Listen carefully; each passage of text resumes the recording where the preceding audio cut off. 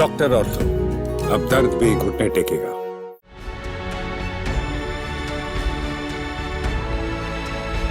Karbala एक ऐसा नाम जो इस्लामी इतिहास में बलिदान, इंसानियत और सच्चाई की मिसाल के रूप में दर्ज है।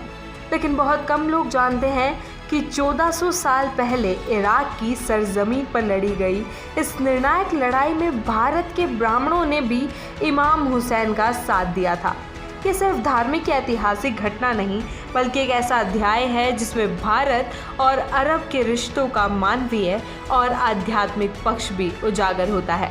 सन 680 ईस्वी में पैगंबर मोहम्मद के नवासे इमाम हुसैन और उस समय के शासक यजीद के बीच ये जंग लड़ी गई थी।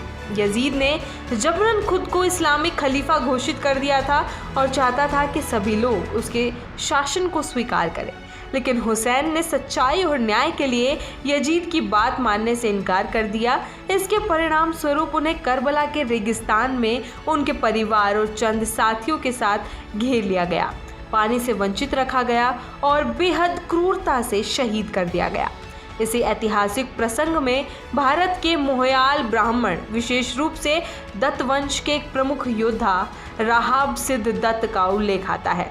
किंवदंती है कि जब इमाम हुसैन को यकीन हो गया कि उन्हें यजीद से न्याय की कोई उम्मीद नहीं, तो उन्होंने 2 खत लिखे, एक अपने दोस्त हबीब को और दूसरा भारत के उस योद्धा राहाब दत्त को जो कभी उनके साथ युद्धाभ्यास कर चुका था। खत मिलते ही तिलकधारी जनेऊधारी हिंदू ब्राह्मणों का एक दल राहाब दत्त के नेतृत्व में करबला की ओर रवाना हुआ। इन ब्राह्मणों को आज हुसैनी ब्राह्मण कहा जाता है, एक ऐसा समूह जो हिंदू होने के बावजूद मुहर्रम मनाता है और इमाम हुसैन के बलिदान को श्रद्धांजलि देता है।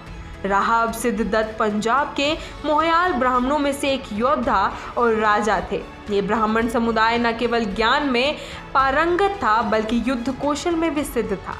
जब वे करबला पहुंचे तब तक इमाम हुसैन शहीद हो चुके थे। किंवदंती के मुताबिक राहाब ने अपने 7 बेटों के साथ यजीद की सेना से मुकाबला किया और वीर गति को प्राप्त हुए। ये घटना भारतीय साहस और इस्लामी बलिदान का अद्भुत संगम बन गई। आज भी मोहयाल ब्राह्मणों का एक बड़ा समुदाय हुसैनी ब्राह्मण कहलाता है। ये लोग हिंदू धर्म के रीति रिवाजों का पालन करते हुए मुहर्रम के मौके पर करबला की लड़ाई और इमाम हुसैन की शहादत को श्रद्धापूर्वक याद करते हैं। पंजाब, दिल्ली और अन्य उत्तर भारतीय क्षेत्रों में रहने वाले ये ब्राह्मण एक सांस्कृतिक पुल बनाते हैं जो धार्मिक सहिष्णुता और साझा इतिहास का प्रतीक है। इमाम हुसैन इस्लाम के पैगंबर मोहम्मद के नवासे इस्लामी इतिहास में न्याय, मानवता और बलिदान के प्रतीक है। वे हज़रत अली और फातिमा के बेटे थे। जब यजीद ने सत्ता का दुरुपयोग करते हुए खुद को खलीफा घोषित किया तो इमाम हुसैन ने इसे मानने से इनकार कर दिया। उन्होंने कहा, एक जालिम की बैत यानी कि समर्पण करके मैं इस्लाम की आत्मा को मरने नहीं दूंगा।